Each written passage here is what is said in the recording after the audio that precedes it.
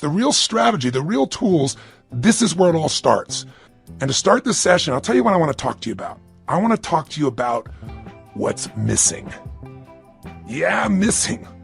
What's missing from your life?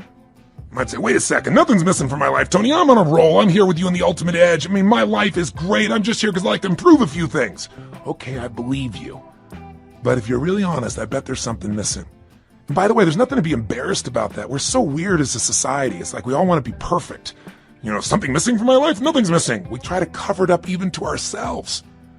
But I'll tell you how we know it. If you look around at most people's lives, there's this huge thing called stress. In fact, if you read interviews with people that do all these focus groups on politics, on business, on products, the number one emotion experienced by people in North America today, you know what it is? Anxiety. Not fear. Fear's not so bad. You know, if you get fearful, your whole body kind of gears up and then something happens. You know, either you were fearful and you were right and you have to deal with the problem, or many times the situation gets resolved and you go, man, I was fearful and I didn't need to be, and the fear's gone. But anxiety is an emotion that most people carry with them every day. It's that feeling that never goes away. It never ends. It's a feeling that, man, if I don't run home and take care of all those emails and everything else, you know, it's like it just gets piling up. It's more and more and more. It's the feeling that you never completely win, that you can't let go. Maybe that you can't even fully allow yourself to enjoy, much less just achieve and succeed.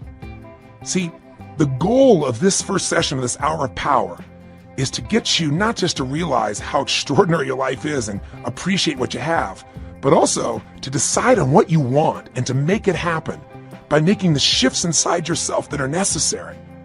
But to make that happen, you're going to have to recapture what's missing. Not only what you want and what you need, but if there's one thing missing from most people's life today because of the way we live and technology, it's time. I mean, think about it. Not just time, but time for yourself. Time to actually feel. Time to not just react to the constant stimulus. Time to sit down and dream or decide, this is how I want my life to be. You know, this is what I'm committed to.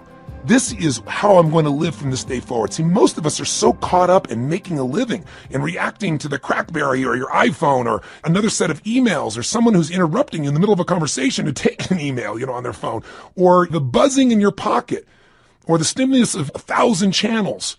All of this set of triggers, all our normal business demands we have from our families. We want to take care of our families. We want to make a difference in the world and be the strongest we could possibly be. We want to achieve and succeed and be happy. And oh yeah, by the way, we got to deal with terrorism, economies that go up and down. And wow, what happened to that stock market? What happened to that real estate market? Or man, that subprime crisis. Ooh. Or, you know, what's happening in my business? There's all the normal stresses of the environment. And then there's how we've begun to live. And I'm here to say to you that if you will give yourself one gift, if you give yourself the gift a little bit of time to think, to feel, to be, to condition your body and mind to work together, the whole game can change. But if you don't, you can succeed like crazy. You can make it all happen and you can still feel empty. Have you been there? Where you made everybody else feel good and you were a super dad or mom or a business person and, you know, it's all there, but you still got stress. And don't get me wrong, I'm not saying you're not going to have stress in your life, but I'm saying there needs to be some time for you. Do you agree with me on this? So if you do that, you can make this psychological shift that changes life, the mental shift, the emotional shift, and the physical shift. Because after all, what are we talking about here when we talk about an extraordinary life? Let's remind you, what creates an extraordinary life no matter what's happening in our life? It's this psychology. And by the way, are you experiencing an extraordinary life? Are we living in a world of extraordinary life? Extraordinary resources, yes. But depending on where you live in the world, you know, if you live in the Western world or, quote, the modern world, what you see mostly is stress. You know, I actually live all over the world in 4 different countries. But my primary residence, where I'm from originally, is the U.S. And, you know, here in America, we're 5% of the world's population, but we consume 80% of the world's cocaine. I mean, that tells you something's missing.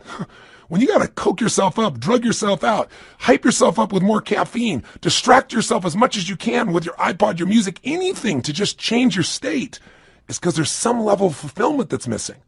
Don't get me wrong, all those things are wonderful, but they've got to be things that we don't rely on to be alive. Would you agree? Kids today are 10 times heavier than they've ever been. And when I say 10 times, I'm not exaggerating by much. We have more obese people in America and frankly in the Western world than any time in human history. We're not exactly starving for food. We're starving for wisdom. We're starving for fulfillment. We're starving for the emotions that we want. And so most of us turn to drugs. And it isn't always a medical drug or even an illicit drug, but rather it's the drug of food. It's the drug of distraction. It's the drug of alcohol or cigarettes or something to be able to just kind of cope with the stress that's in our life. But that doesn't mean we have a better life.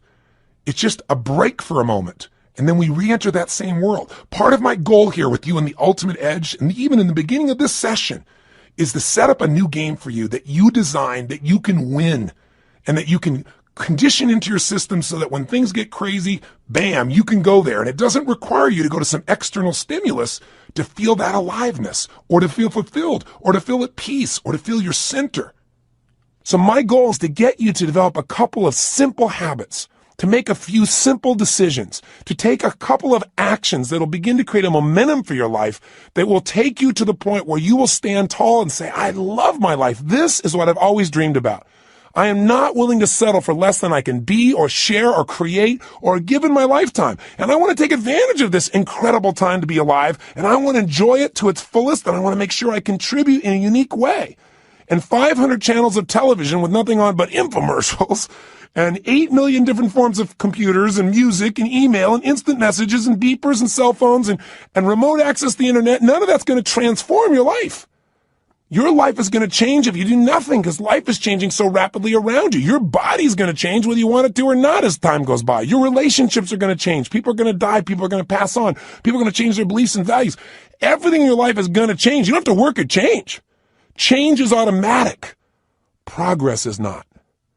To get the edge, you have to decide that you're going to make progress in your life. You're going to have to decide that you're not going to be one of those people just drawn by the river, and you also can't get off the river and just sit on the side because life keeps moving. You got to step in the river and you got to direct your course by knowing what you want for your life. Now, why don't most people do this? Because most of us are so stressed, we never take time for the thing that's really missing, time for ourselves. I mean, what's really missing is we don't ever contribute to ourselves. We're so busy taking care of our children and worrying about our spouses and our friends and making sure at work we're accomplishing the tasks on time. And the last person who gets taken care of is us. And we live in a society that's supposed to be so selfish, so many people talk about, but the truth of the matter is most of us are working so hard to make sure everybody else is happy that we aren't happy within ourselves. And so I want to talk to you about what's missing. Time for you. I mean, when do we really stop and feel? I mean, really feel, remember who we are and what we're about and what we want from our lives. Most of us never find that time. And so what happens to most of us is since we're constantly in the action of doing, the old phrase, we're not human doings, we're human beings. It's kind of corny, but it's true. We don't take the time to be.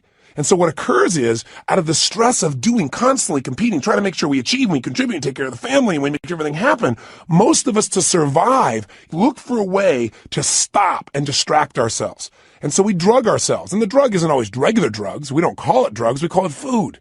Because you eat enough of that stuff and load up, guess what happens? All of a sudden you relax, especially if you overeat, all that blood rushes into your stomach, and you start to breathe again. Do you ever notice when you're going, go like this, you're not breathing very much? That creates just a bit of stress. And some people, that's not enough. They get CNN and then they're working on the internet simultaneously and they're getting a conversation on the other side because they figure if they can keep enough things going in their head, they can forget about all the stuff that's stressing them. They don't even care about what's on the television. They don't really care about what they're surfing on the net. They just need an escape. But you'll never escape your way to fulfillment. You'll never escape your way to joy. You'll never escape your way to an extraordinary life. The only way you get that is by deciding what that means to you. What is that extraordinary life? What is that fulfillment? What is it you want? And that's got to be a process that is consistent, not something you do once in a while when you got a birthday with a 0 on the end. Not something that you do, at New Year's where you sit down and go, all right, I better look at my life, see how I'm doing. All right, let's make some resolutions that I know I'm going to break within the week.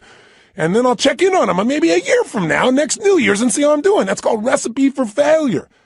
Do you think most people in life are fulfilled? Or are most people in life stressed? Now, let me tell you, stress is a code word for fear.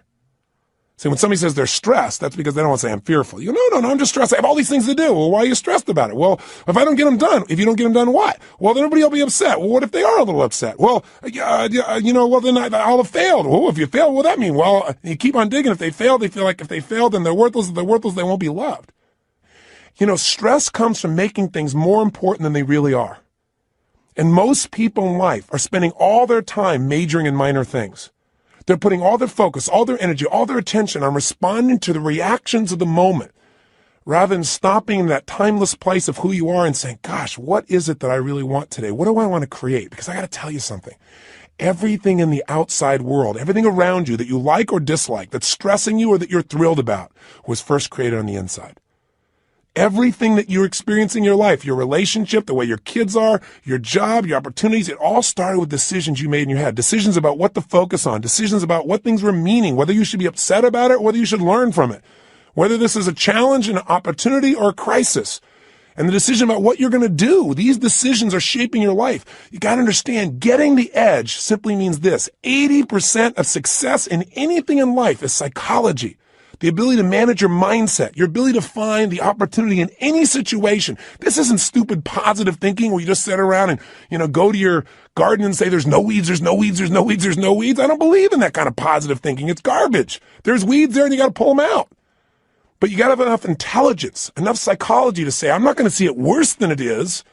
Because, people say, I'm skeptical, I'm pessimistic. Oh, garbage. You're fearful. If you say you're skeptical or you're pessimistic, what you're really saying is, I'm afraid of being disappointed. I don't want to get my hopes up. I don't want to look naive. So I don't want to be hurt again. But I got news for you. If you're going to have an extraordinary quality of life, if you're going to get the edge in life, where the passion and the juice and the joy and the fulfillment and the happiness and the love and the family is, where the Quan is, like Jerry Maguire talked about, right? Where you got it all. You got the love, the respect, the connection, the contribution, the money, the fun, the fame, the whatever.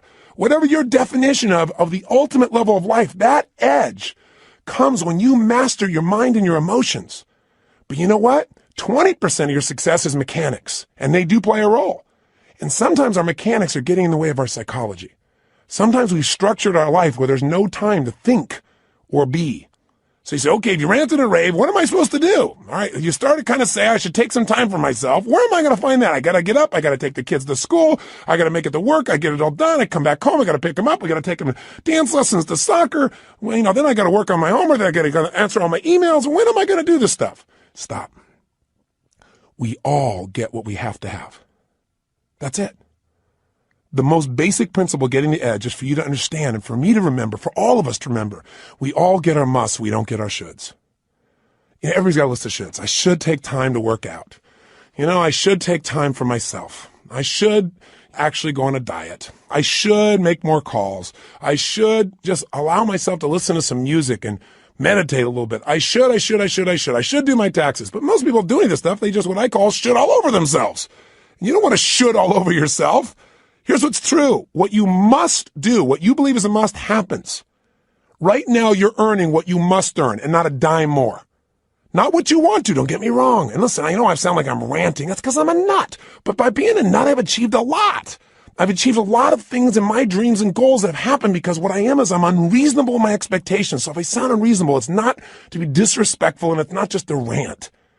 It's because I know I've spent the last 30 years of my life now with more than 3 million people from every walk of life, from presidents of countries to presidents of companies to parents to children, best sports people in the world. I've had the chance to find the difference in people, and the difference is in their unreasonable psychology. That unreasonableness has gotten them to say, this is a must and I will settle for nothing less. And those individuals, whether it's a woman like Rosa Parks on a bus who says, no, I will not move to the back of the bus. That was completely unreasonable. She had no way to back it up, and she changed the world. Or a little lady, tiny woman with no background, no education, no money, who decides she's going to change the world, Mother Teresa.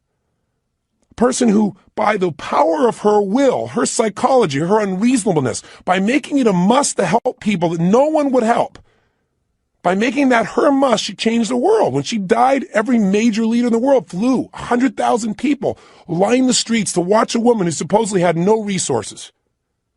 Unreasonable men and women shape the world. If you want to get the edge, you got to get unreasonable. The way you get unreasonable is you turn your shoulds into musts.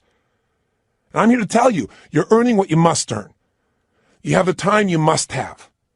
If you say to me, I really want a relationship, but I'm not in one, then your relationship's a should and not a must. What's really a must is you don't want to be hurt. It's a must not to be hurt. And if it's a must not to be hurt, you're not going to be in a relationship.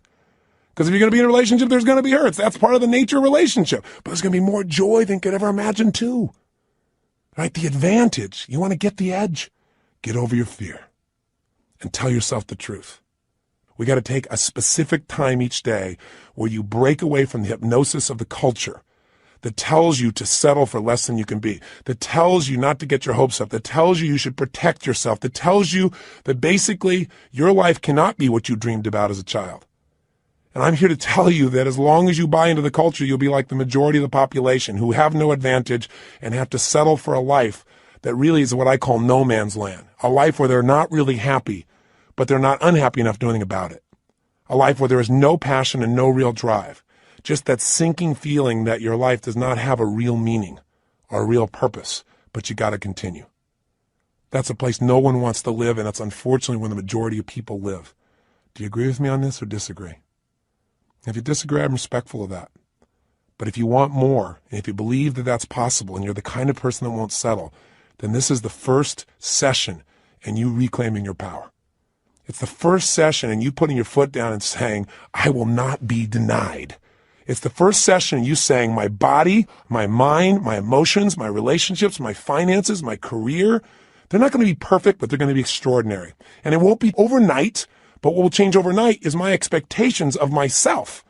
Not my expectations will suddenly be perfect without any work. This is not a little cajoling session to say, I'm going to pump myself up. I'm going to be Stuart Smalley and say, I'm good enough, I'm strong enough, I'm kind enough, and by golly, people like me. No! Some people don't like you.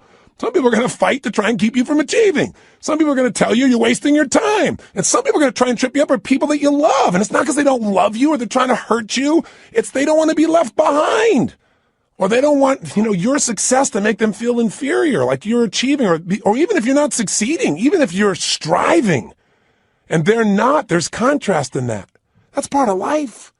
You don't have to think anything else is to be dumb, and you're not dumb, or you would have turned this tape off a long time ago. So give this thing to somebody I don't like. This guy's crazy.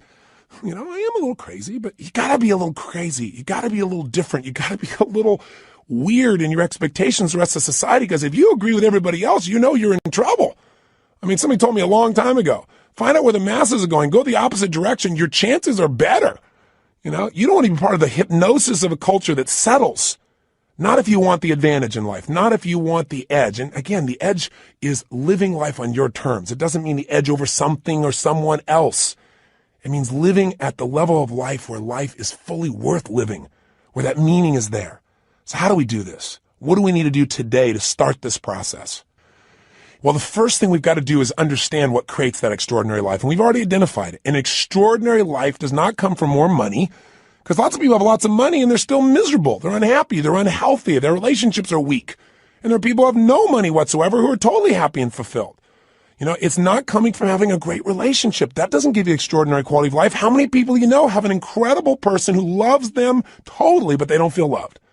Or they feel loved by them, but they still feel like their life is meaningless or worthless because they haven't achieved enough. They haven't done enough. Their body's not strong enough. Their kids haven't accomplished enough. See, it's not going to come from money. It's not going to come from relationship. It's not going to come from your job. It's not going to come from getting a raise. It's not going to come from anything but you finally stopping and understanding that the quality of your life is in direct proportion to the quality of the emotions you're in on a daily basis.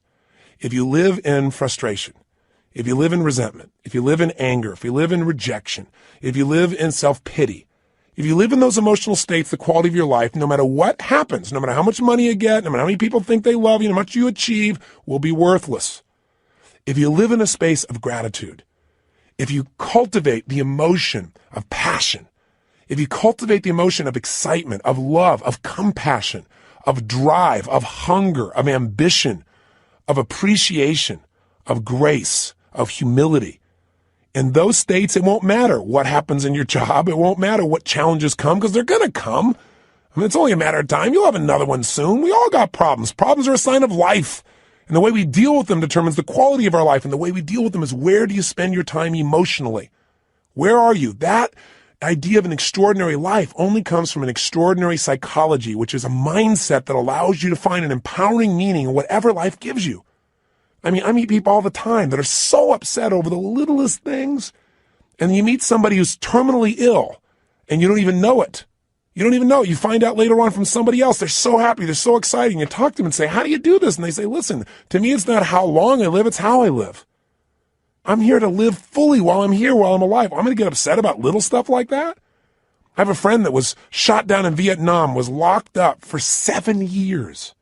His name is Captain Jerry Coffey. And Captain Coffey and I have been friends for several decades now, but I'll tell you, the greatest thing he did that allowed him to make this one of the best experiences of his life, which is ridiculous as that sounds, he really experiences and believes, is because he developed a set of rituals while he was in that prison that allowed him to take control of his body, his mind, his emotions, and to this day, they live inside him. One of the most valuable things of this session, the reason we call it this hour of power, and the shortcut to it, by the way, is called 30 minutes to thrive, or at least 15 minutes to be fulfilled. Everybody's got 15 minutes, is a set of rituals of what you're going to do with your body, your vision or focus, your emotion, your language, that will gear you up to be able to handle anything. Where literally whatever happens, you'll be able to say the same thing about that aspect of your life as Jerry Coffey said about those 7 years. See, in any moment in time, you can be upset about anything. Because what's wrong is always available. I mean, if there's nothing wrong with you, if you got kids, there's something wrong there. I promise you. Just look. Or there's something wrong with your spouse. There's something wrong with your boss. Or there's something wrong with the world. There's something wrong in Africa. There's something wrong somewhere. What's wrong is always available, and so is what's right. If you don't consciously decide what you're going to focus on every day and make it a priority, then weeds grow automatically. You don't have to plant weeds. They're automatic. You don't have to worry about gravity. Something's going to pull you down unless you use your will to stand up and move. You go, well, it's just natural to be down all the time. Well, then it's natural to lie on the ground, right? But how we have an extraordinary life is we resist the natural forces.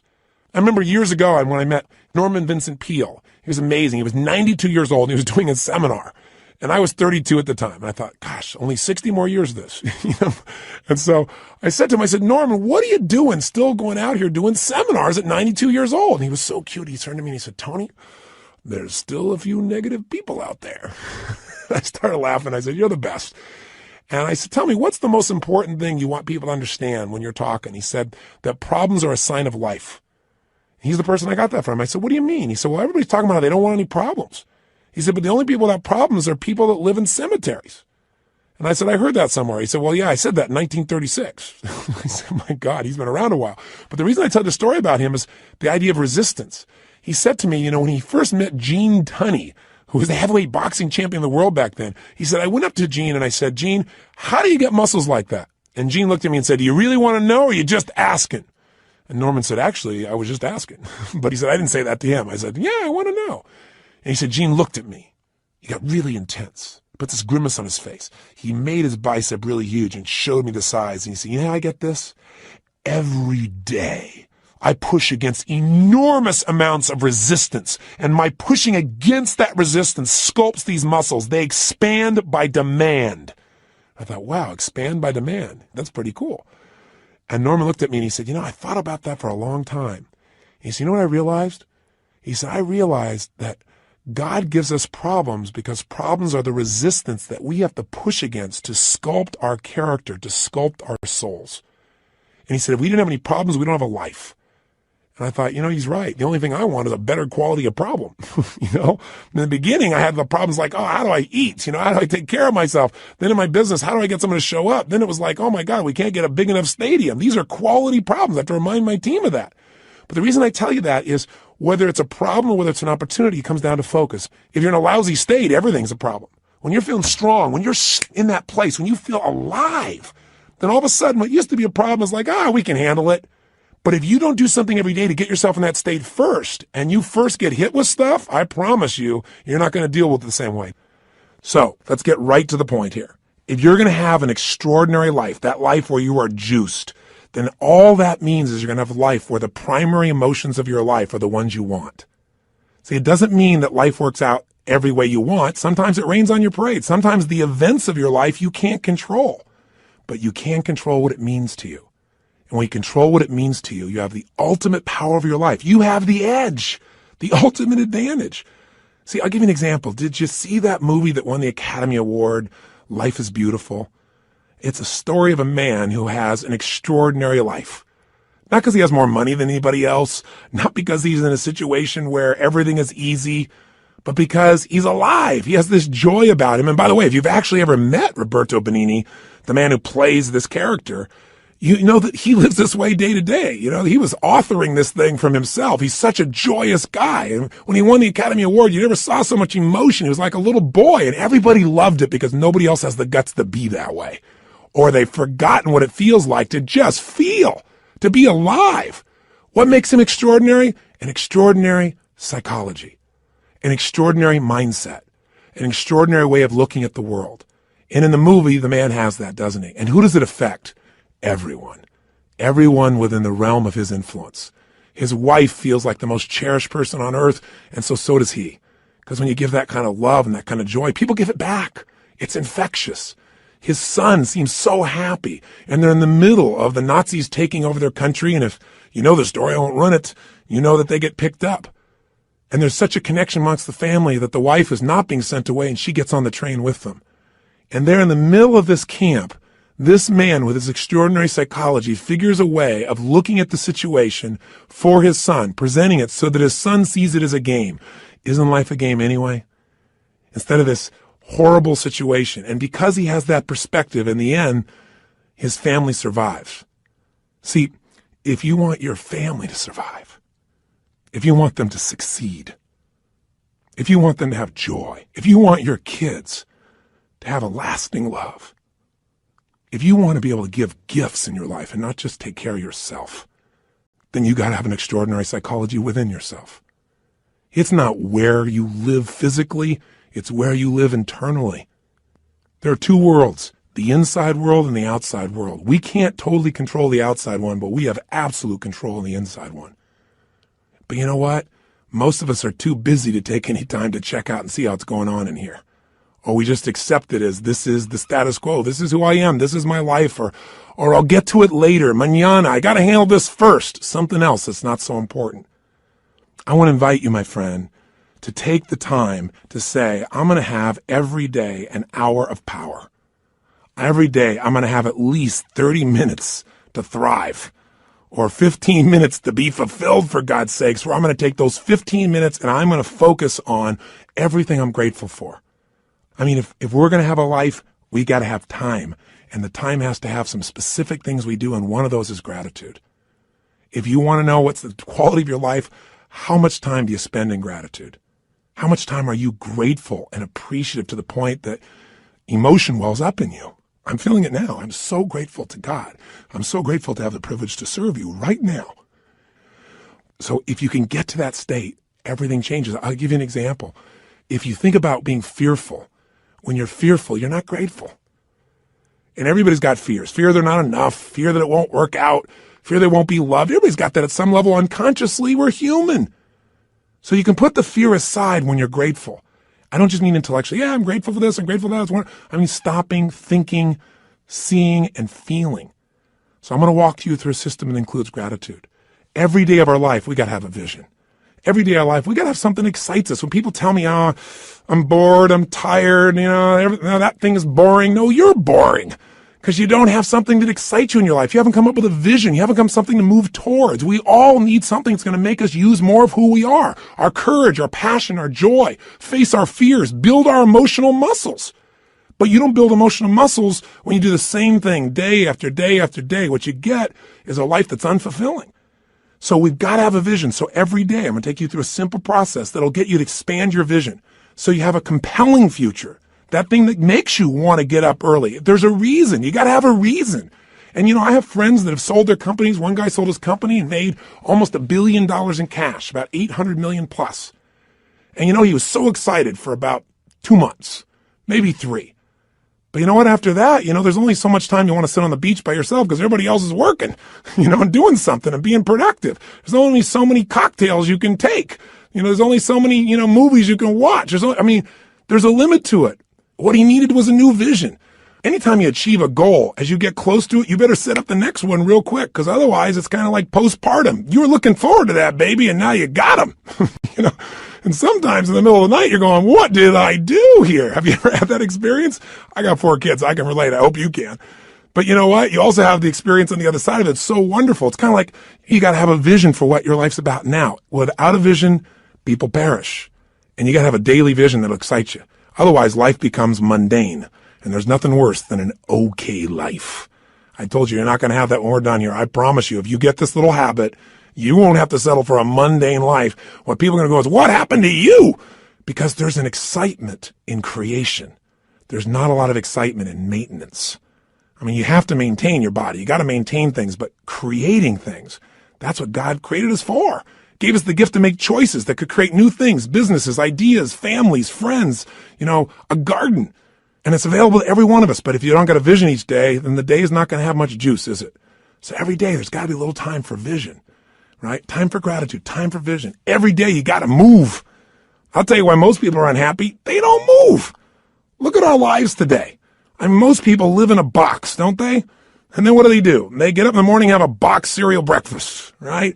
And then they get in their box and they drive. And sure enough, they drive to their box office. They go up a box elevator. They type on a box. They talk on a box. They have a box lunch. They drive their box home. They turn a box to be entertained. And maybe they just really go for the variety and have a cylinder to try and change their state. Listen, life has got to be about movement. When you move, you're alive. Emotion comes from motion. The more you move, the more you feel. Motion in your voice. For me to have this voice change, I'm changing the way I move. You saw me right now, you think I'm a maniac because I'm moving different ways, but that's how you feel. And by the way, the less you move, the less you feel, the less alive you are. If you're totally rigid, totally inflexible, no movement, this is known as death, right? So if you have emotionally, you're stuck, move. So every day you got to move.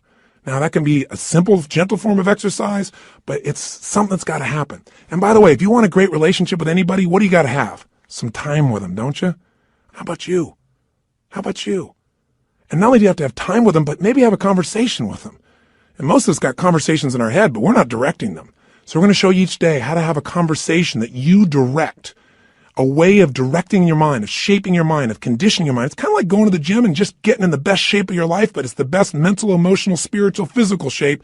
And you don't need me to do it. I don't have to follow you around the rest of your life. This is going to be something you're going to do for yourself. And remember, if you don't do this every day, it's okay. I don't do it every day either. But I'll tell you what I did. I did it for years. I did it for months in a row. The way I shifted myself is I realized I can't do this once in a while. I got to drive it in my body.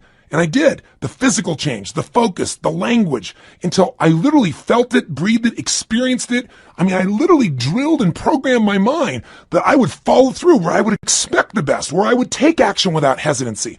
If you're not yet getting the result, come back to this process. If you miss a day, just do it the next day.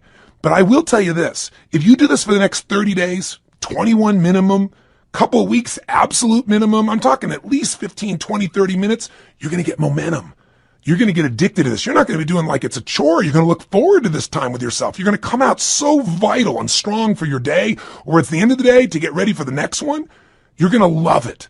And I will tell you, I've talked to people who've done this for years and then they stopped for a while and then something else showed up in their life and they know exactly where to go to get back on target. They come back to this hour of power. And you don't have to do the full hour. Just do 15 minutes to be fulfilled. Do 7, 8, or 9 minutes where you move your body. You get focused on what you're grateful about. You focus on what you really want. You do some incantations and you'll be rocking and rolling. And if you do that, you'll get momentum. Pretty soon you go, oh, let me do at least 15 minutes. Oh, man, this is feeling good. Let me go for a half hour. Don't you deserve at least 30 minutes out of your day? Out of 24 hours? An hour out of 24 hours to have the power and the juice and the excitement and the strength be activated in you? Listen, all this stuff's in you. But if we don't focus, if we don't activate it, we're not going to have the power and fulfillment we deserve. But if you do, I'm telling you, life, whatever you've dreamed about creating or shaping or experiencing, it'll be our cartoon compared to the experience you'll actually have of your life or what you'll really create. I know this not only from my own experience, but from millions of other people who do it. This has got to become your baby, your time. Take it, use it, live it. By the way, this is a process you're going to do for yourself. I'll be here for you on this audio program, this Ultimate Edge, but you don't need me. This becomes a ritual you can do on your own. You ever want to kick in the butt or you want some guidance? Come back here and I'll be here for you. But this is something you can do for the rest of your life. It's not creating any dependency. This is your life. This is your process, and it'll be your reward. So, how does it work? Well, let's do this first. It's time for you to make some discoveries. So I'm going to ask you, just take a moment. And if you have our journal there, you can do it in a journal. You can do it on a piece of paper. You don't make it rules driven. Just do it. Don't just do it in your head. I want you to write down all the emotions you experience in an average week. And on one side, write all the good ones. The other side, all the bad ones. Now, when I say bad ones, there really are no bad emotions, but the ones that are painful and you don't like. So all I want you to do is write them down. And when you write them down, try not to edit them. Don't try and say, well, just do it this way. If you experience this emotion on a consistent basis, doesn't mean every day, but at least once a week, write it down. The ones you consistently feel, not the one once in a while you feel this feeling, because what this is going to tell us is where you're really living right now. This doesn't tell me your income. I don't care, but I care about what you're passionate about. I care about what hurts you. I care about what you love. I care about what moves you, and you do too. And you don't even have to tell me the what's. Let's just figure out the feelings first. So please take a moment right now, because now we're going to begin to stop talking and we're going to start the process of doing. First step here is let's figure out where you are. Write down now, on one side, all the emotions you consistently feel in a week that are positive. On the other side, all negative. So stop the tape right now, or if it's a CD, just pause it and get yourself to this right now. Go ahead. Are you still listening? I'm not going to continue until you do this. Come on here. You got to get there right. Don't just listen. Okay, if you're in your car and you say you can't do it, then turn off the CD or tape, stop it, pause it, and do it in your head at least. Or pull the car over. You're worth figuring out where you are. Cars are going to go by. You're going to drive the rest of your life. You're still going to get there. It'll take 3 minutes. Come on, be one of the few who do. Pull over. That's it. Pull over right now. Sit down and write this out just for a second. I promise you it'll be worth it. Go ahead and do it. Do it right now. So now you have some emotions that you really want. How do you create them? And you have some emotions you don't want. How do you get rid of them? What if I told you you literally could change how you feel in an instant? Well, you know this is true from your past experience at times, right? There are times where you're totally upset and then something got your attention and now you're laughing. You know, people can be literally at a funeral and they're in a terrible place and all of a sudden something cracks them up. I mean, it's pretty rare, but it has happened. People can be in a place where they're in the worst situation and somehow they find all their determination. How to do that specifically is what I want to show you real quickly now. And I'm going to give you a quick overview of it, but I'll give it to you in 3 parts. 3 things you need to feel anything. These are the reasons why you feel anything. In other words, if you feel sad or upset or frustrated or depressed, there's only 3 reasons. And if you change any one of these 3, you're going to change how you feel. And if you change all 3, you'll change how you feel completely.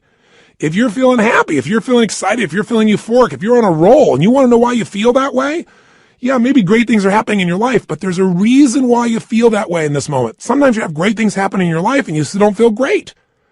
So how do you do that? There's 3 reasons. 3 things have to be in place for you to feel great.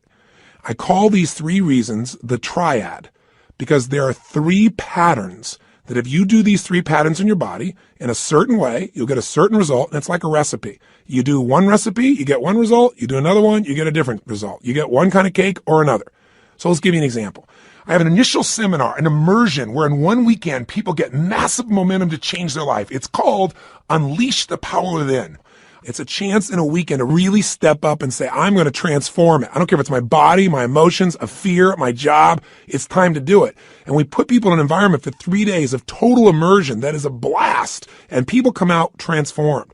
That process, though, very often, one of the first things I'll do is I'll ask people, what do you really want? I'll take people in the audience. We've got 1,500, 2,000 people in that type of program usually, and they'll say, oh, well, I want to make, $1 million. I want to make $1 billion. I want to help my kids get through school. I want to have more confidence. I want to lose 57 pounds. They say, okay, great. Why do you want these things? If you lost the 57 pounds, if you made the $1 billion, what are you going to get? And sooner or later they'd say, well, if I change the world, it'll make a difference. And I'll say, yeah, but what will that give you? And eventually say, well, it'll make me feel good, like my life had meaning. Or they'll say, if I lost 47 pounds, I'd feel more sexy or I'd feel more energetic. Or they'd say, if I made this money, I'd feel freedom or power or secure. Whatever it is you want, you only want it because you think it's going to give you a feeling. And the truth of the matter is you can have that feeling right now if you just change these 3 patterns I'm going to tell you about. So the first pattern that determines how you feel is not the event, but what you do with your body in this moment. Right now, you're feeling, whatever you're feeling right now as you're listening to me, is related first to how you're using your body. If you're slumped over, if you've not been using it, if you're tired, you probably feel different than if you're listening to me walking right now as an example. Now, I'll give you a more specific example. If I were to tell you that there was a depressed person behind curtain number 1 over here, and for a $100,000 donation to your favorite charity, if you could describe them physically without seeing them, I bet you could do it, couldn't you? What's their posture like? You know, say it or think it at least. You can say it. No one's going to hear it. You're probably in the car. You're walking. People talk on phones all the time. They don't know what's going on. Speak to me. Seriously. What's their body like? First, their posture's probably what? Slumped. Where are their eyes? Down. Where's their head? Down. What's their breathing like? Full or shallow? Of course it's shallow. Their facial expression, up and tight or slack? You know it's slack. Now, how come you know all these things without me telling you? Because you've practiced this stuff before, haven't you? We all have if we've ever experienced this. Now, if you do this with your body, I don't care who we are. If you do these things to your body, you're going to feel lousy. You're going to feel depressed. Now, if you change the way you use your body, if you put your shoulders back, if you breathe, if you use your voice in a different way, if you move or gesture in a different tempo, it's hard to feel depressed in that way. In fact, there was a research study that was done early in my career that was done at UC Berkeley. And they did something that sounded insane. Traditionally, if somebody's depressed, if they go to a traditional psychiatric approach, today we live with a philosophy that depression is merely a Prozac deficiency.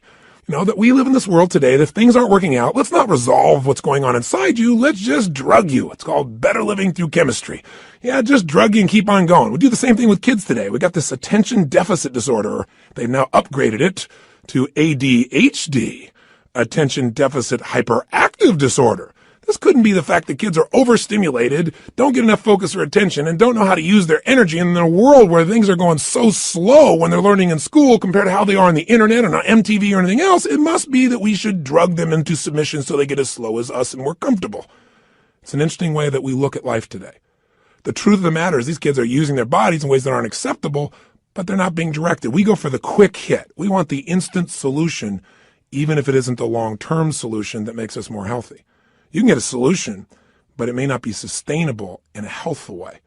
The bottom line is, in that approach, we usually drug people. So at UC Berkeley, they tried something different. No drugs. Did something you're going to think sounds so stupid. Here's all they did. They came up with a simple approach. They took people that were clinically depressed. This means you achieved high levels of depression. You've got certification now. You are clinically depressed. You are an achiever at the depression level. This means you've practiced this pattern on a regular basis. And they took them, and by the way, I know I'm sounding obnoxious right now. I'm not trying to make depression sound like these people are terrible, because I felt it in my life a long time ago too, but I don't go there anymore because I know exactly what creates it. And I want to break the pattern of us thinking we're not in control. So please understand where I'm really coming from. But the point is, here's what they did. They had people come for 4 weeks, stand in front of this mirror that has 3 parts to it, and do one silly thing. Grin from ear to ear. And they had to make them smile for no good reason for 20 minutes. Now, when they're doing this, they had a grin so big that they created crow's feet on the side of the eyes. You know, that little set of lines you're smiling so big? Now, interesting, they keep their shoulders back while they're doing this and breathe fully. You go, dumb idea. But what happened? Not a single person was able to remain depressed, including a woman who claimed that she was depressed even while she slept, which is one heck of an accomplishment. And you know what's interesting? At the end of these 20 days, many of them had no need for medication anymore, and that's all they changed. Only one part of what we call their triad. Just the physical part. That's how powerful it is. See, if you rise up, if you move up, if you use your body in a totally different way, you're going to feel different. Emotion is created by motion. See, we have 80 muscles in our face. How many of them are you using consciously? Are you doing anything different with your body so you can feel different? Or do you do the same things so you feel the same things? You look at your list you have written down there. That list represents a few patterns that you do in your body on a regular basis and you don't even think about it. And whenever you do it, you're going to feel it. Some make you feel good when you do that. Some make you feel bad. By the way, when you think about a movement, to breathe, you got to move. To sing, you got to move. To speak. If I start talking like this, I'm moving organs in my body in a different way than if I start speaking more like this. And I said, hi, I'm Tony Robbins, and I'm going to share with you now how to have an extraordinary life during the next 7,000 hours of this program. You got, turn this guy off quick. There's got to be some combination of energy there, and that energy comes because I'm not sitting in a chair here. I don't have a script in front of me. I'm looking at this microphone. I'm visualizing your face, and I'm trying to think what I can give you that I know will make a difference based on 25 years of experience. And I'm telling you, the number one thing is change the way you move. Change the way you use your body, and you'll change the way you feel now, instantly. I don't care how bad you felt if you change it. Now, if you just change it for a second and you move your hands up for a moment, you make a little minor change, you'll get a minor change in feeling. But if you make a radical change, if you go, yes, I'm doing this now, I'm sick of this, I promise you're going to feel different than if you go, I don't know what to do. I know this sounds so stupid, but it works. And you know what? The best study of life is what works, even if it's simple. It's nice to have things simple. Why do we have to make it so hard to feel good? Here's the second part of the triad. The second part is the pattern of focus and belief, and they relate to one another. See, whatever you focus on, you're going to feel whether it's true or not. Have you ever had an experience where somebody did something, or you thought somebody did something? Even better example. You heard, you thought they did it to take advantage of you. And as you focused on that, you got angry or sad or hurt. And then later on, you found out you were dead wrong, that either they never did it, it wasn't true, or that wasn't their intent, and you felt bad about it, or you felt embarrassed. How can that be? Because whatever we focus on, we feel, whether it's true or not. Focus equals feeling, just like the way you move affects your feeling. See, right now, if I said to you, what are you juiced about in your life? What could you be excited about? If you really wanted to be excited in your life right now, what could you be excited about? Or what are you proud of? Or what could you be proud of if you wanted to be proud? Or who in your life do you really love? Who loves you? Think about it for a moment. Who do you really love? Who loves you? By the way, how does that feel when you focus on or you think about someone you love? See, whatever you focus on, you're going to feel. Focus equals reality to the individual, even though it's not reality in actuality. I'll say that again. Focus equals reality to the individual, even though it's not reality in actuality. That's a complicated way of saying whatever you focus on, you're going to feel, whether it's true or not, because your brain doesn't know the difference between something you vividly imagine, that's called focus on, or something you actually experience. It's very powerful. If you use this to your advantage, it means something very simple. How fast can you change how you feel? As fast as you change your focus. As fast as you change the way you move. See, right now, if you're focused on something that's really upsetting or something you're worried about or something you're fearful about, you're going to feel those feelings. If you focus on something you're really grateful for, you're going to feel a totally different set of feelings. See, you are in control and you can change your feelings in an instant. The problem is we don't believe we can change that fast. And the second problem is we have patterns of doing this, don't we?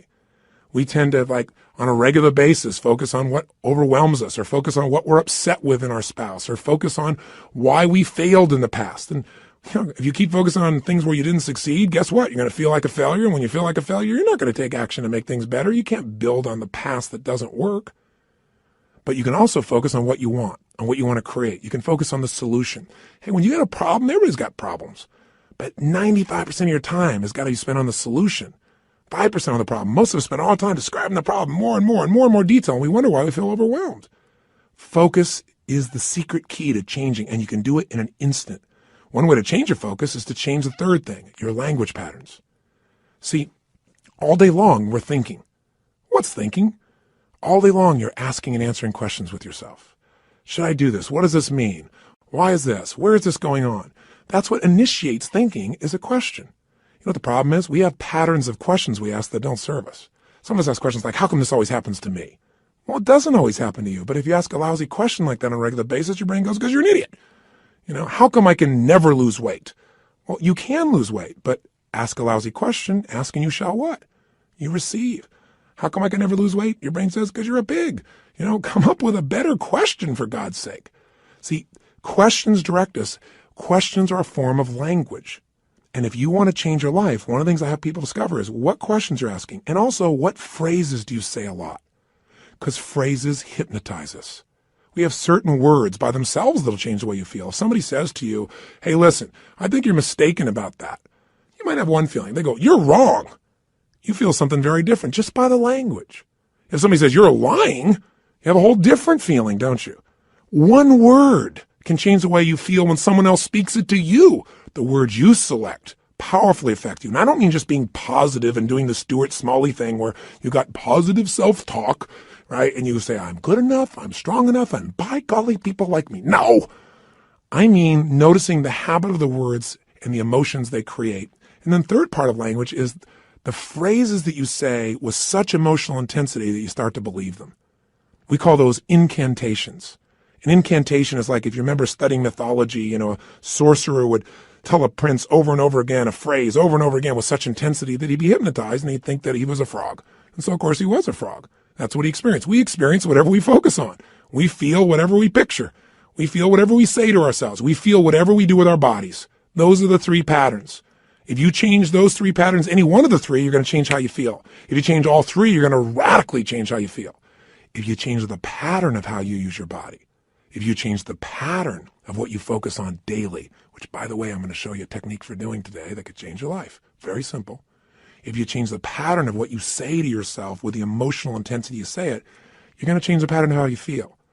Now that means you could pick any feeling you want and say, if I want to feel that way, what do I do with my body? When I'm in that state, how do I move? How do I speak? What do I do? Let me try it. When I'm feeling that good, what do I focus on? What do I really focus on? And by the way, what does it mean to me when I focus on it? Because you can focus on something and one person looks at it and says, because that happened, that's why I can never be close to another man or woman in my life. That's why I can never trust again. And somebody else had the same experience. And they go, because that happened, you know what? I've learned so much about myself. And because that happened, I appreciate the person I'm with now so much. You can't have a foreground without a background, right? That's the secret to life. We have absolute choice. We have absolute control about how we feel, and whatever feelings we put in our lives on a regular basis will determine the quality of our lives. So you can have frustration, anger, upset, overwhelm, insecurity. You can be fearful. You can live in a state of guilt, worry, whatever, or you can live in a place called passion, joy, thankfulness, gratefulness, connection, love, wonder. And if you create those emotions on a regular basis, are you going to have a different life? You bet you are. Okay, so how do we take these three understandings and make it so we don't have to think about it, but we actually, on a regular basis, condition ourselves to have the great emotions we want and get rid of the emotions you don't want? Well, first step is awareness. See, next time you start to feel like, oh, I'm so frustrated, I'm so angry about this, notice what you're doing with your cheeks. What are you doing with your mouth? What happened to your breathing just now to do that? What's happening to your eyebrows? Are you tightening your fingers in your hands? Because we all have very specific things we do to get into our version of anger or frustration or tired or overwhelmed. Does that make sense? Just notice what's happening in your body. Say, okay, I'm not breathing. That's a clue. Let me start with a little change there. My mouth is so tight, I can't even talk. That might be a clue why you're a little uptight. So loosen your jaw. Second thing, okay, what am I focusing on? I'm focusing on how, this isn't working. Now, to help you understand the belief part, ask yourself, in order to feel this way, what would I have to believe? In order to be frustrated, what would I have to believe?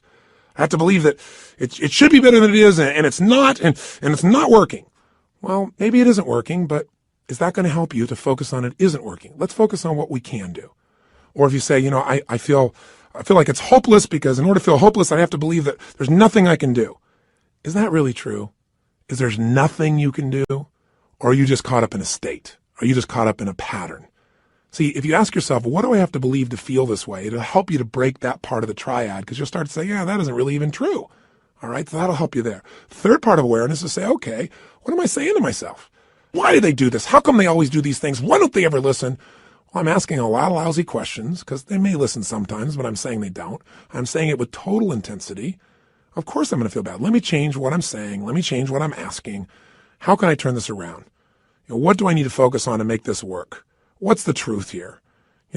Maybe I can't control it all, but I can control what it means to me. What does this really mean? If you just have that awareness and you break your pattern, you can get out of a negative emotion in a moment. Then you can say, well, how do I want to feel? To feel like that, what would I have to focus on right now? What would I have to believe? I have to believe, I can turn anything around. I may not like it, but I can make it happen. It's just another challenge that God's given me to sculpt my soul. Throw it at me. That's what this is about. Now, here's what you can do that'll make this part of your life. You make it a simple ritual. When you use the word ritual, some people think of something religious or something, hocus pocus. Rituals, a simple word for rituals would be habits. But I think rituals is better because every person has rituals whether they know it or not. In fact, your rituals equal your results. If you look at your life and let's say your body is not where it wants to be, I promise you, whether you know it or not, you got rituals. What do? You start your day the same way each day. I'm sure you start your day by first going on a wrong walk or exercise approach. You eat really consciously. That's why you're overweight, right? Wrong. You may be starting off at Starbucks, and then you're going for that muffin, and then you're rushing off and not really taking care of yourself, and so your body never gets the right start. And What do you end up doing when you get to the office? You have a set of rituals. Whenever people are failing, they have rituals that cause them to fail to achieve what they want. Listen, if you come home and the first thing you do when you go home is you go straight into turning on your email, and flip it on, or you flip on the news in the background and you do all these different things. If the first thing you don't do, people have rituals in their relationships. What's yours? What's the first thing you do consistently each day when you go home? I know every day's different, but there's some overall patterns, aren't there? I mean, people who have a great relationship have a very different ritual than people that don't. There may be people that love each other, but there's no passion because what's the first thing they do? Their ritual is come home, hey honey, a little kiss on the cheek, and then boom, go straight and turn on the email. Or boom, go and turn on the news or something in the background. Or say, I gotta go take a break right now. They don't connect. They don't have some ritualistic way to connect that produces energy and excitement or playfulness or fun. You meet a couple that are really in love, they have fun things. The first thing I do, and I'm not saying we're the ideal, but this is the weird thing we do. I come home, the first thing happens, the door closed, I go, Lucy, because I remember as a kid watching Lucy and Arnaz, and sure enough, I love Lucy. My wife is a crazy mofo. My wife is a crazy nut, right? That's why we're made for each other. And it creates a different tone, a different energy. And then oftentimes we do different things, but all of a sudden I'll say, where are you? And she'll hide. Or she'll come running at me, we haven't seen each other for years, playfully, we hug and twirl. We do this stuff all the time. I mean, I'm making this up. People go to my personal assistant very often, and the most common question she gets, she tells Sage and I is, I've seen them in the seminars, I've seen this environment. I mean, they're not like that really all the time, are they? I mean, that's how bad our society's become, because most people's rituals do not produce playfulness. They don't produce passion. They don't produce sensuality or teasing or flirting. It happens with somebody at work, but maybe not with the person you're in love with at home. See, rituals shape your life. So what this is about is discovering a set of rituals that'll make you stronger for every area of your life. But I want this also to become kind of a trigger for you to say, okay, if I'm not thrilled with a certain part of my life, what's my ritual in that area of my life? What are my financial rituals? Is it avoidance? Do I really get focused on it? Do I pay attention to it? Because if it's not working, you got the wrong ritual. Find someone who's succeeding and find out what they do differently and do that, and your life will change. That's the essence that we're starting with. So we're going to give you a simple, fundamental ritual we call the hour of power, or 30 minutes to thrive, because everybody's got 30 minutes, or at least 15 minutes to be fulfilled. So what does it look like? Here's what it is simply. At the end of the session, there's another CD you can actually take with you on a walk. You can go and make this process happen, and I'll guide you through it in case you forget how this works, but it's pretty simple. It has 3 parts. Here's what you're going to do. The first step is that you want to make sure that the moment you wake up in the morning, there's no hesitancy to get up. So you start to train your body, which is training your mind. Remember, your body and mind are linked. Whatever you do with your body, it's going to affect your mind. You want to train your body to jump out of bed immediately with energy, without hesitancy, and to start moving. Because remember, emotion comes from motion.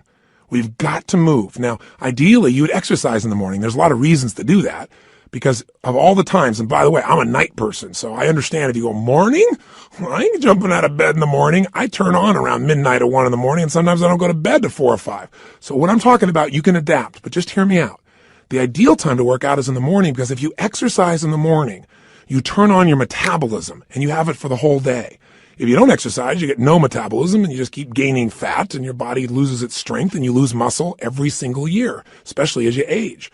But if you can train yourself to do that in the morning as the first thing, even if you have to get up earlier, or go to bed slightly earlier, or just take 1 hour less sleep, or 30 minutes less sleep, or 15-minute less sleep, if you can do that in the morning, you turn on the metabolism, but you also turn on your emotions. Movement and breath are the first phase. So what you're going to do, have your shoes beside your bed. And if you've got somebody to do this with, it's even better. I mean, if you got your lover and the first thing you do is get up in the morning and you can spend time walking with them, that's great. But you get up and you physically move. You go for a walk anywhere. You get outside, you get out of the house, you move immediately. Now, walking doesn't sound very dynamic and you may want to run, but you walk first to start warming up your body, warming up your metabolism. And as you're walking, there's a pattern of breathing that when you do it, it will stimulate your body to cleanse itself, and it'll start to move everything you need. And the ratio of breath is you're inhaling 4 breaths in a row, so it's, and then you're exhaling 4 in a row. As you're doing this, you're actually going to be tapping fingers. You'll be doing this same pattern again and again.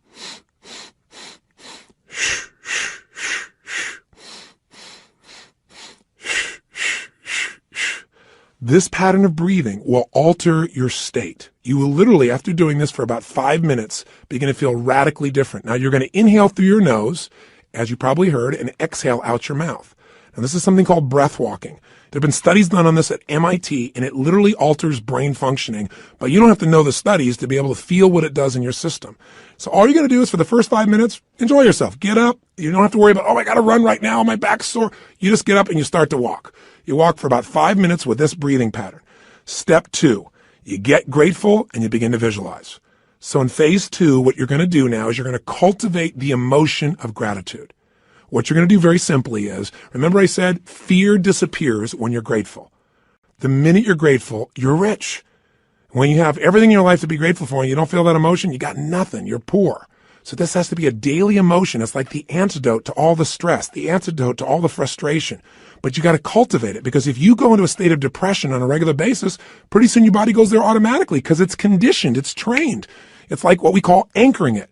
By going into that physiology, by breathing, and by visualizing. So what you're going to do is you're going to focus on and ask yourself, what are all the things in my life I'm grateful for while you walk? So you're outdoors, you're moving, so your pattern of physiology makes you feel good. Now, as you're moving, you think about everything you're grateful for. And I usually start with a circle. I start with myself right here and my wife, Sage, and I think about all the things I'm grateful to God for in my life, my health. I start to think immediately, okay, my family members, and I think about them and I send love to them. I make this spiral of thought going out. And then I think about my close friends and my close business associates, and then all the people I get to serve through my work in the world. And I just expand it. You think of moments you're grateful for. You know, a moment that I had with my son where he shared something with me that just made me cry. It was so beautiful. You know, there are moments in your life. So what are we doing? We're moving and breathing. That's changing your physiology. We're being grateful. That's a focus. And so now you change your focus. And now what you focus on is everything that you really want in your life, but you focus on it from the state as if it's already been achieved. I honestly start just giving thanks for it as if it's done. I am so grateful that that business deal has come together the way it has. So what I do is I begin to see it as if it's already done. Because remember, your brain can't tell the difference between something you vividly imagine and something you actually experience. So I see it. I feel it. I think about it. I feel the emotion as if it's already achieved. The more you can program your body and your mind and your emotions that something's achieved, your brain can do things you're unaware of. And if you focus on what you want continuously, you'll move towards it. Whatever you focus on, you move towards. Most people are focused on what they're afraid of. So as an example, when somebody's out of control in a car, they immediately look at the wall they don't want to hit. And of course, as they look at it, they steer right into it. The same thing happens in life. Wherever you focus, that's where you go. Don't focus on what you fear. Focus on what you want and make it real. The more certain you are that what you want can happen, the easier it is for your brain to figure a way. When you say this is important, your brain starts noticing anything that'll get you to what's important. And if you believe it's already happened, you know enough about life that when you have that kind of certainty, your brain will find the way. Now you start focusing on today. What do you want to create today? You think about meetings you're going to have. What do you want to make that happen? Instead of going, oh, I got to go to this meeting. What do I want? Most people think about what they have to do. Think about what you want to do. Who do you want to turn on, excite, make happy? Who do you want to make laugh? What do you want to achieve there? What do you want to accomplish?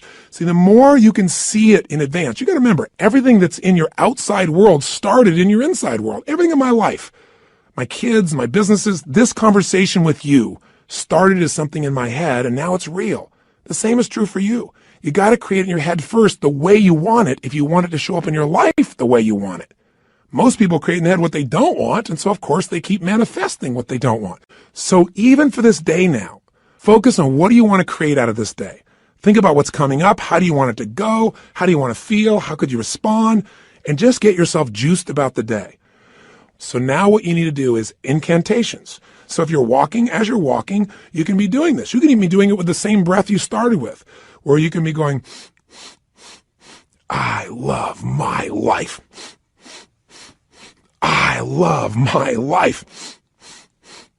I love my life. You go, that sounds so positive, thinky tone. But you know what? If you do it over and over again, you're going to be vibrating. I've done incantations my entire life. It's how I've conditioned myself. 25 years ago, when I first started speaking, I was 17 years old. I'd made some changes in my life really quickly, and I started sharing it. And I didn't have speaking skills, but I had a state. You know when you're in state and things just flow? It's just like having a conversation. You don't have to think about it. It comes out of you. But I made myself get in state because I was fearful. So I said, I got to focus on how to serve, not on am I going to do a good job. I need to focus on giving, not on how am I going to do. If you focus on how you're going to do, you're going to get worried. So I created an incantation, and I've done it for 25 years before I go on stage every single time. If anyone's been backstage, they'll see what I do. I make a big change in my body, take an explosive breath, shh, and I do this thing I call a power move that stimulates my body so I'm at the strongest state I can be. Second thing I do is I do my incantation. And what I do is I say this. I say, I now command my subconscious mind to direct me in helping as many people as possible today to better their lives by giving me the strength, the emotion, the persuasion, the humor, the brevity, whatever it takes to show these people and get these people to change their life now. And I do it again and again and again. Now I can do it once today, and I'm there. Because I used to do this literally for 45 minutes driving someplace. I'm driving my old Volkswagen Bug, and I'm supposed to do this speech to share with people how they can do these things. Or I'm supposed to meet this person one-on-one. And I would literally chant this out loud. Now, why do you do it out loud? Because if you go in your head, that doesn't affect you. Speaking engages your physiology. And when you speak with certainty and intensity, it conditions you. So the bottom line is you do this while you walk. So if you're conscious about this, you can do it under your breath, like I said. You can do it in a breathing pattern. You can do something simplistic, like, every day and every way I'm getting stronger and stronger. As you're jogging, as you're walking, every day and every way I'm getting stronger and stronger. Some old phrase from an old book from years ago. Anything will work as long as you say it with intensity. Every day and every way I'm feeling happier and happier. Every day. And you say it again and again. And what you'll actually get is a rhythm. I'll tell you what incantations do in case this sounds stupid to you. Maybe it'll help. Have you ever made the fatal mistake of going to Disneyland and getting on a ride called It's a Small World After All?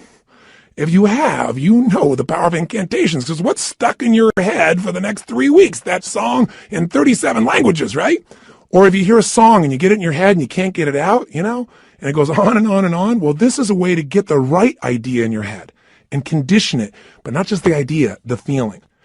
So now what you need to do is exercise, ideally 20 minutes, no less than 15, 30 even better. And if you can do 45 minutes, that's wonderful. And that's how you get to the hour. And so at the end of this hour of power, you want to celebrate. You want to say, my God, I got myself to do this thing that set me up for victory. Now, you won't have to work at celebrating, I promise you. You'll feel so good, you'll be vibrating, especially if you did the incantations. Now, this process, you might say, well, I'm not going to run 5 times a week. And you don't have to. You can just go on a walk. And you can do this process, this hour of power of focus, and you can spend 10 minutes on gratitude, 10 minutes on visualizing, 10 minutes on what you want to have happen today, and do it in 30 minutes. This is your freedom. But I can tell you, if you'll give yourself an hour, where 15 or 20 of those minutes are based on these 3 things: massive changes in your physiology that make you feel great, massive changes in your focus that make you focus specifically on gratitude and specifically on what you want to have happen and feeling like it's already been achieved, and then massive changes where you push your body to be stronger and you make some incantations, you say some phrases over and over, at least 5 or 10 minutes of it, you will have conditioned your mind, your body, your emotions, and your spirit will soar. And now you will deal with problems radically differently. There won't be problems, there'll be challenges for you. And more importantly, you'll be excited to connect with people. You'll be excited about your projects. You will affect people around you in a different way because you will have an extraordinary psychology. Now, by the way, these fundamental rituals, they really come down once again to doing something to change your body, something to change your focus, something to change your language. Where did I come up with this? Well, the biggest changes of my entire life have always been engaging those 3 forces. I mean, I've called it the triad then, or the hour of power, but these are the things that changed me. When I was in my very early stage of my life and my mother and father got in this major conflict and my mom got really upset, so she kicked my father out, and you get a sense of who was the power in the relationship by that description, don't you? But the bottom line is she thought I was on his side, so I went out next, and it was Christmas Eve, and I had to figure out how to survive. And so one of the things I did was I stayed at some friends' houses. I dealt with, I lived a pretty intense and crazy life at that stage. I was 17 years old, and I was working as a janitor. And I worked in a place called San Marino, California, and I was living in a city called Azusa. I was still in high school, and I would literally take buses to be able to get to this place in San Marino. I worked with 2 banks, Security Pacific Bank and Lloyd's. And I loved being a janitor because I could work in the middle of the night, and you got paid for results. instead of lollygagging along, man, I kicked butt. I went in there, put, the equivalent of my iTunes on, but in those days, it was this big 8-track portable player. That shows you how ancient I am. But I carried it around from room to room, and man, I just kicked butt. And I got through that thing, they gave me 6 hours to do, and I think I used to do it, if I remember right, like in 3.5 or 4. But it took hours to get there, hours to get back. Not just one bus, but I had to make connections on them. So long story short, I'm doing this, I'm not getting much sleep and getting up in the morning, going to school, and I'm burning out, but I'm still sticking with it. And I'm upset with my mom because I feel like she is not listening to me. And frankly, this is not an attack on my mom. Thank God she did this. This made me so strong. At the time, I hated her guts, honestly. But, she was pushing me in ways I didn't really realize at the time. You don't always understand as a kid. I just had my own story about it. But all I knew was I was trying to survive. And the bottom line of the story, and the reason I'm telling you this in terms of rituals is this. I'd finish maybe 1:30, 1 o'clock in the morning, and then I'd get out there and I'd jump on that late night bus and start the long journey home. Well, interestingly enough, on this night, I get out there and I'm waiting for the bus, and I'm going, I know I didn't miss it.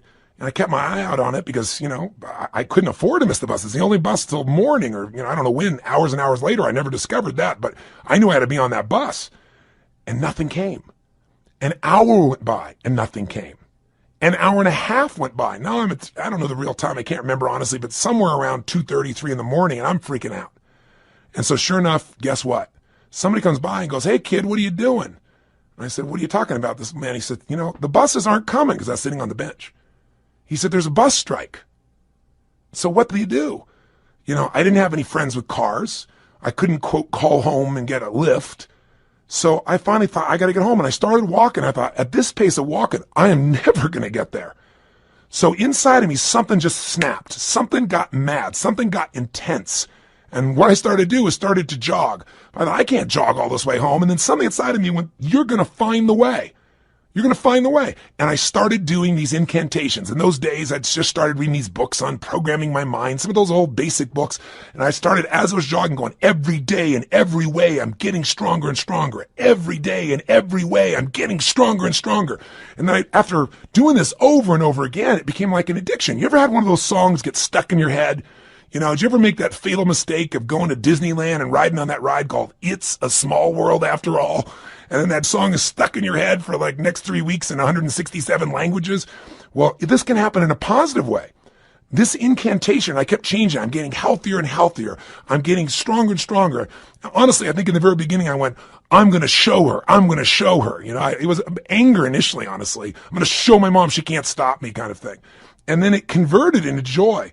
I ran from San Marino to Azusa. How long is that accurately? I can't tell you to the exact mile, but it's roughly 12 miles. I'd never run 3 miles in my life.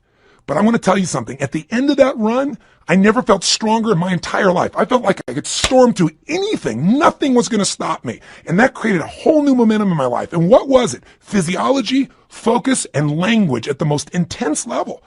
And literally to this day, when I have faced things in my life over the last 20, 30 years, I can pull back up that moment, that experience without even thinking about it. It almost gave me, it's like it made that fundamental muscle. Now, after that time in my life started to take off. And eventually, obviously, mended things with my mom and my family, and everything became beautiful. And equally importantly, I grew as a man. I wasn't a stupid boy who was just focused on himself. I really started to shift how I could contribute, how I could grow, how I could make a difference. And in a short period of time, at a very young age, here I was, a very successful young man. I was written up in newspapers and magazines. My nickname was Wonder Boy. My ego started to grow real big, And the interesting thing happened was I then got beyond my comfort zone. I started feeling that third pillar. I didn't call it then, but I started feeling these inner conflicts. I mentioned this when I talked to you a little bit in that first session on decisions and destiny, but I found myself in a place where I was making a lot of money. And I grew up very poor. And I had this blueprint, this mindset that said, man, I've gone through, 3 divorces with my mom. I've seen these men come and go. All of those arguments were based on financial stress. That's the story I had in my head. Obviously, it was more than that. They had conflicts in their values and their beliefs, but I simplified it to that. So I thought, man, if I can earn enough money, I can make everybody happy. Love will be there. But it's not what happened. I went back and started hanging out with my friends, and all of a sudden, they're starting like, yeah, you got money now. And I had all this judgment. I was never doing it for money. I was doing it because I wanted to make a difference, and I wanted to have some financial freedom too. So you know what I started doing? I started to sabotage myself. I didn't do it consciously. I did it unconsciously. Started not showing up for key meetings. Started showing up late. Started snapping at people. And I'm a loving guy, and I feel bad about it. And then I'd apologize to the person, but then I'd go do it again. It was like unconsciously. I wanted to get back to where I knew everybody would be okay with me. They'd be okay if I was successful, but not too financially successful. And the bottom line is, if you've heard the story of my life before, people come up and say, how did you change your life? When you're back there in Venice, that's where I was. I lost everything financially. I moved into this cheap little, one-room bachelor apartment, not a bedroom, just one room. I was living in that room. I had my little cooking plate I had. I used to wash my dishes in the bathtub. 2516 Pacific Avenue, apartment 3A, if you ever want to check it out. I literally went back there years ago and knocked on the door to see who was living there and see if I could help them out, see if lightning could strike twice in the same place. That's a whole nother story I'll tell you sometime. But the point is, I found myself in this place where I was waking up each day feeling sorry for myself. My life was a mess. I was watching television all the time. I was eating to try and fill myself up because I wasn't filled up emotionally. And I gained 38 pounds in about 2.5 months. And again, that's not easy to do. So, what did I do? I kept eating and just not moving as much as possible. But what changed me was a series of events, one in particular, but a series of them that really made me feel humiliated, made me look at my life and say, man, somewhere inside of me, I know I'm more than what I'm demonstrating mentally and emotionally and physically and financially and spiritually. And the day that all snapped for me, the way I changed it was with the same ritual. I didn't think about it consciously. I just went, look, I got this big gut. I got no energy. I feel like I got no control over my life. So I decided I was going to go on a run. Now, going on a run is not something I'd done for several years at that point, at least a year and a half. And I had this big gut. And so I put on in those days what used to be known as a Walkman. Don't know if you're ancient enough to remember those as well. You can see how I was moved from 8 tracks all the way into the Walkman, this giant little device with a headphone. And I remember I played some music from a group called Heart. Do you remember them? They had a song called Barracuda. And I got on that beach and I ran as hard as I could humanly run until I felt like I was going to spit up blood, and I kept on doing it. I didn't know what I was doing at the time, but you know what I was doing. I was making a big change in my physiology. And I used the music to put myself in a peak state of focus. And when I was done, I took out this journal, I wrote a line down the middle of the page, and on one side I wrote everything I was committed to having in my life. Everything. And the other side, I wrote everything I'm committed to not having in my life, which is most of how I was living. The relationship I was in, the way I was living physically, the way I was financially. I didn't even know how I was going to change, but I had an absolute vision for what I wanted. I was in a peak state physically, and I started doing incantations. I started doing these. I started going, God's wealth is circulating in my life. His wealth flows to me in avalanches of abundance. All my needs, desires, and goals are met instantaneously by infinite intelligence, for I am one with God, and God is everything. I remember it so vividly. I'm not looking at some script right now. I remember it vividly because I did it day after day after day. And I didn't just say these over and over again. I visualized God's wealth is circulating in my life, and I see the wealth of God coming to me in the form of love and joy and connection and making a difference. His wealth flows to me in avalanches of abundance. And I'd imagine avalanches of joy, of happiness, of impact, of money, of love, of fun, everything. I'd image it. I'd feel it in my body as it was happening. God's wealth is circulating in my life. His wealth flows to me in avalanches of abundance. All my needs, desires, and goals are met instantaneously by infinite intelligence. And I would say it with that intensity and see it. For I'm one with God, and God is everything. Over and over and over and over again, till I would wake up thinking these thoughts. God's wealth is circulating in my life. I would feel this connection to God. I'd feel this connection to nature. I'd feel this sense of abundance. And sure enough, whatever you focus on, where focus goes, energy flows. I started looking for answers. What did I do? An hour of power. And I continue to do this today. Anytime I want to strengthen myself, and sometimes I'm not even trying to strengthen, I just want to get in the state of momentum, I go and do my hour of power. And I do it different ways, but it always includes a change in the physiology, my focus, my language, my sense of vision and gratitude. And I can do it different times and create all kinds of variety and use music and elements, but it never leaves me. And by the way, I promised to tell you exactly what Pat Riley did. I said, how did Pat, when he lost the second game of the NBA championship, 2 in a row, and he's looking at his players and he sees that they don't believe they can turn this around, and all the media saying, Only 2 teams in history have ever been able to come back from 0-2 and win the championship. And you don't have a historic team here. It's not like you have the greatest players in the world on your team. He's hearing all this. How do you find a way to find that internal certainty that could get him to not only believe, but do what's necessary to maximize his ability as a coach? How do you find enough certainty that he could transfer that to his team? He did his own version of Hour of Power, does it to this day. Pat's way of doing it is he gets a little walk going, and then he does these yoga-like postures that cause him to make this radical change in the way that he's sitting, moving, breathing, and focusing. And then he starts to get visions. He starts to meditate, and he gets a vision for what he's really after, not what he's afraid of, what he wants. He asks quality questions that give him quality answers.